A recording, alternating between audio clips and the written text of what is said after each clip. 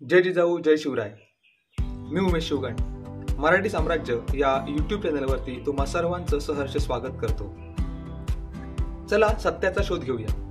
आजपर्यंत इतिहासातील घटनांकडे काल्पनिक किंवा चमत्कारिक नजरेने पाहण्याची दृष्टी बदलणे आवश्यक आहे. समाजापुढे सत्य उघडकीस आलेच पाहिजे. असं म्हटलं जातं की जे आपला इतिहास विसरतात ते इतिहास घडवू शकत नाही. त्यामुळे आपला इतिहास उलगडण्यासाठी कोणीतरी पुढे येणे आवश्यक आहे आणि कोणत्या ना कोणत्या माध्यमातून इतिहास समोर आणलाच पाहिजे. म्हणूनच सत्य इतिहास आपल्या समोर सादर होतोय गणपती वप्प मोरियम या नाटकाच्या स्वरूपात. मित्रहो, चक्रवर्ती सम्राट अशोक यांच्या जीवनावर आधारित हे नाटक आपल्याला पुन्हा एकदा इतिहासाकडे घेऊन जाते. मनातील शंका आणि प्रश्न यांची उत्तरे आपल्याला या नाटकातून नक्कीच मिळतील.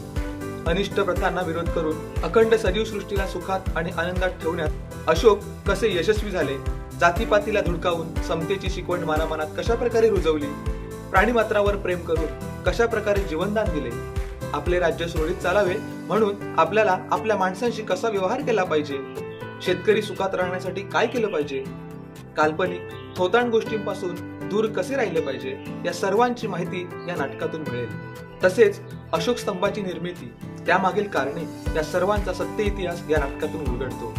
उत्तम साऊंड सिस्टम आणि कलाकारांची कलाकारी यातून हे नाटक आपल्याला इतिहासाकडे घेऊन जाते. गणपती वप्प मोरियम हे नाटक पाहायचे असल्यास आयोजकांचा संपर्क क्रमांक डिस्क्रिप्शन बॉक्समध्ये दिलेला आहे. आपण जर चॅनलवरती नवीन असाल तर चॅनलला सबस्क्राईब करा आणि हे नाटक सर्वांपर्यंत पोहोचण्यासाठी हा व्हिडिओ शेअर करा. गणपती वप्प मोरियम. धन्यवाद.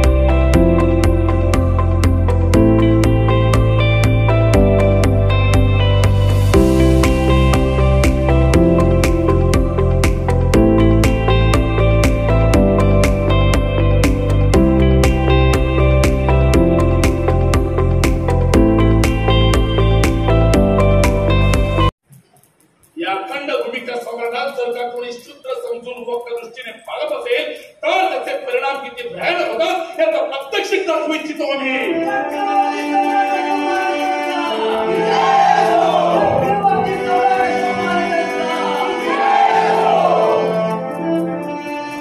हे युद्ध जगाच्या अंतापर्यंत अमर राहिलं पाहिजे.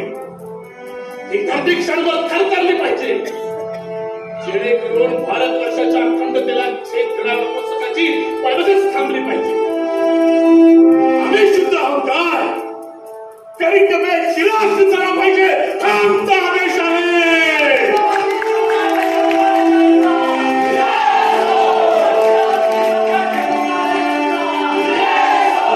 हे आमचे सैन्य नव्हे नामदार आहेत. नवीन बीजाच्या पेरणीसाठी निघालेले ऐन वर्षावासामध्ये आमच्या हाती शस्त्र आले आहे. ही सगळ्यात भयानक गोष्ट आहे. सैनिकांनो,